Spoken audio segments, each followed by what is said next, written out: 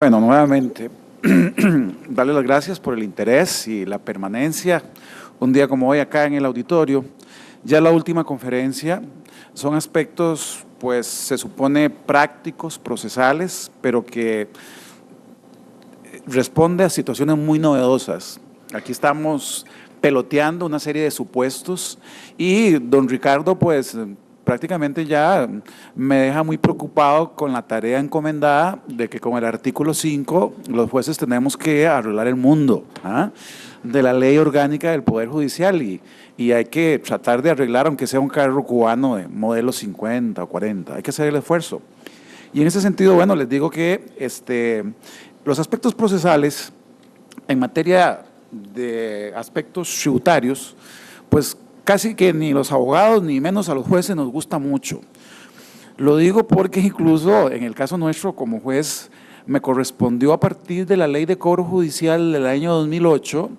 iniciar con la competencia en segunda instancia de los procesos de cobro pues provenientes de instituciones públicas y de la Administración Central. Y en ese sentido, pues sí hay algunos asuntos tributarios que se las trae. Y partiendo de esta tarea en aspectos de cobro tributario, pues aprovecho y me llama mucho la atención precisamente la posición de don Adrián y que comparto total y absolutamente en el sentido del tema de los obligados solidarios. La exposición, pues precisamente la voy a referir al aspecto de lo que es el obligado principal, que es la sociedad ya disuelta, y el responsable solidario, que serían los administradores y los socios. Y por un aspecto eminentemente de debido proceso, a nivel de derechos fundamentales, etcétera, resulta sumamente preocupante que en otra de estas nuevas leyes que vienen bastante pesadas en cuanto a esta situación punitiva muy seria que estamos viviendo, pues se opte por suprimir un procedimiento previo que es lógicamente la configuración previa y determinada del contribuyente en su condición de obligado solidario. El obligado solidario tiene que tener ese derecho particularmente previo de que su responsabilidad como parte ya obligado tributario, pues esté determinada en esas condiciones. Creo que el Código de Normas y Procedimientos Tributarios algo propone de eso y la doctrina en este tema de materia de cobro, pues también lo viene diciendo, de que tiene que darse esa situación previa de audiencia que es consustancial a la posibilidad del alegar y pues desde luego acreditar o no sus alegatos en ese tipo de procedimiento. Y eso es muy importante porque entonces aquí visualizamos dos tipos de procesos. O sea,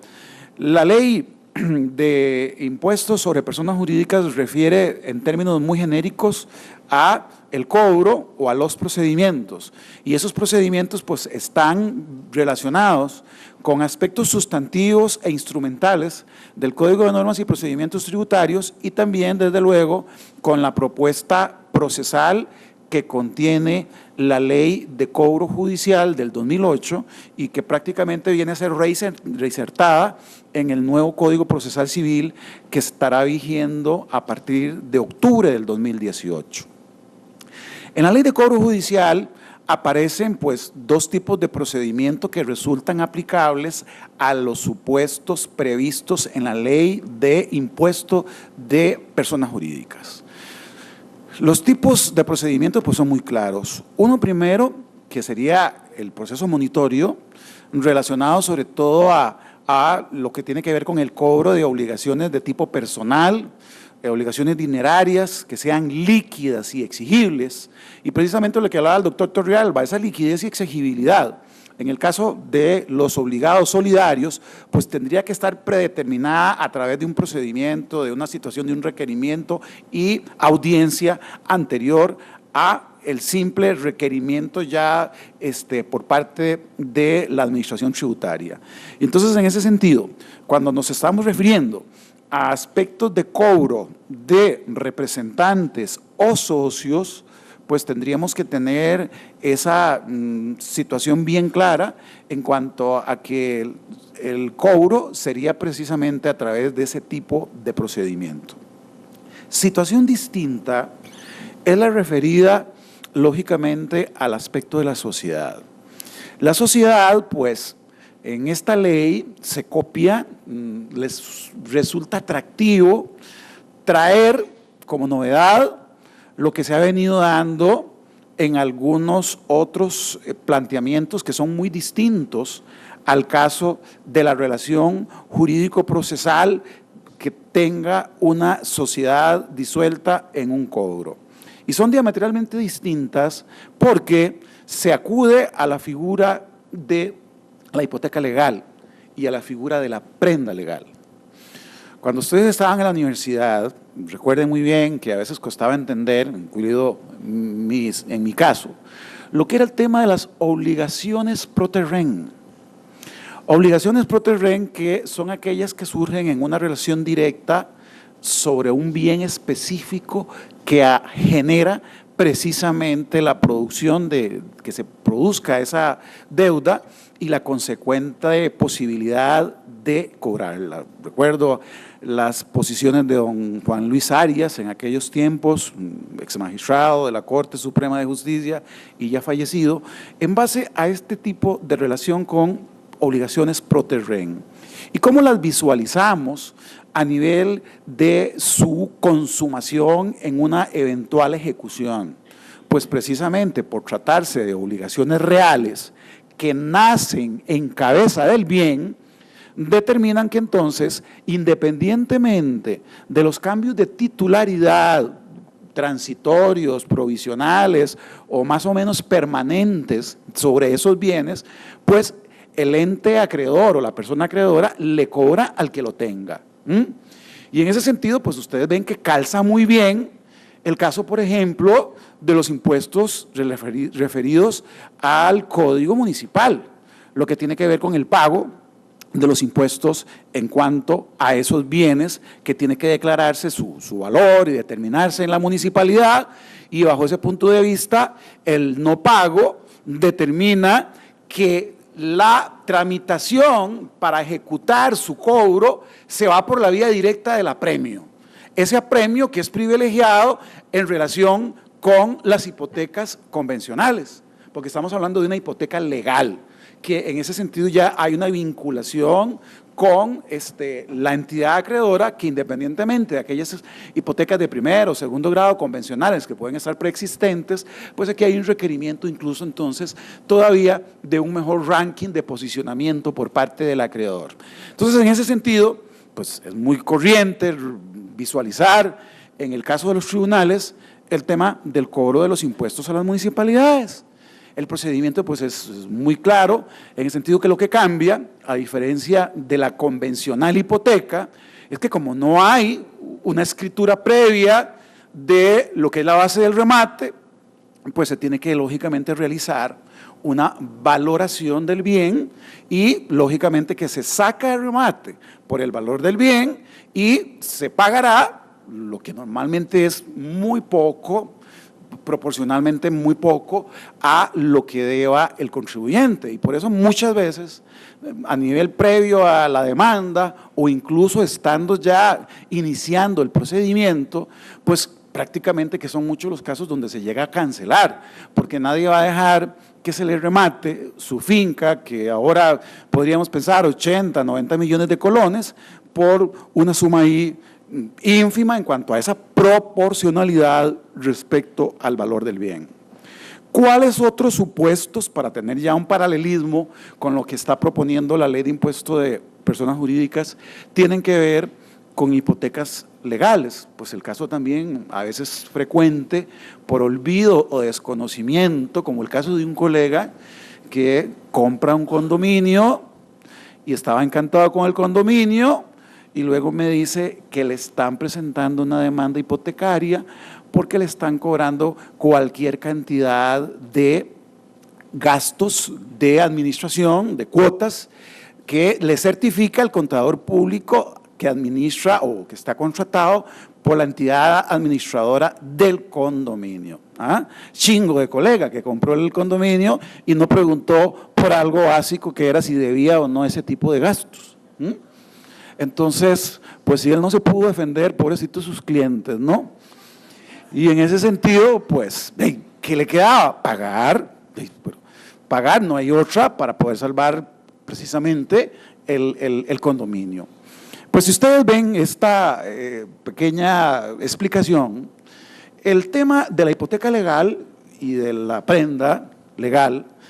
no tiene armonía ni tampoco ningún parentesco que se parezca con el tema de los bienes en general que podrían responder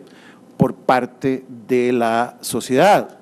Porque en ese sentido pareciera que lo más prudente a nivel de responsabilidad podríamos irnos a la responsabilidad típica patrimonial prevista en el artículo 981 del Código Civil, de que toda persona responde lógicamente con el patrimonio, la prenda común de acreedores desde el punto de vista de prenda en cuanto a sus bienes. El término prenda común a veces nos puede generar algún resquicio o confusión de tipo conceptual, porque lógicamente que la responsabilidad universal o patrimonial por la que todos tenemos que responder a nivel contractual o de tipo aquiliano es precisamente por una cuestión ya de nuestro patrimonio en lo personal que puede ser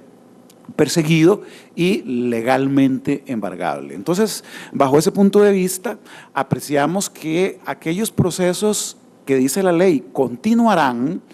pues tendría que continuar no sé contra quién, porque ya quedaría únicamente ahí un fantasma de parte procesal, porque aparentemente ya no hay sociedad. Y si no hay sociedad, pues lógicamente hay una desaparición de la parte y no le podemos aplicar, como vimos temprano, el artículo 113 del Código Procesal Civil, porque pues se da toda esta situación de que no hay posibilidad registral de mantener algún tipo de representante.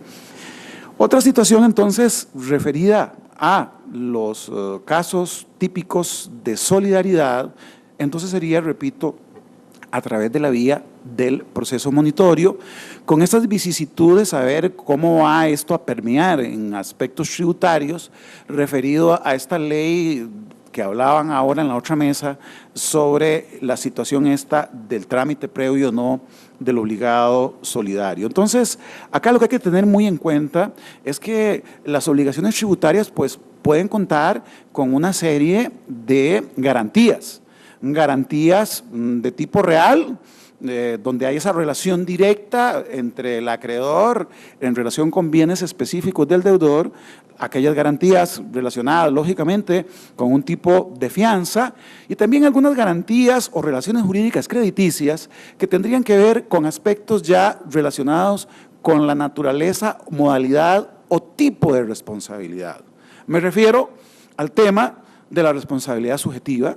aquella responsabilidad subjetiva tradicional, típica de nuestro Código Civil, del artículo 1045, donde podría preverse que existe una responsabilidad por negligencia grave, culpa grave o dolo, y donde lógicamente ahí podríamos ya estar rayando en la posibilidad de una responsabilidad incluso de tipo punitiva o penal.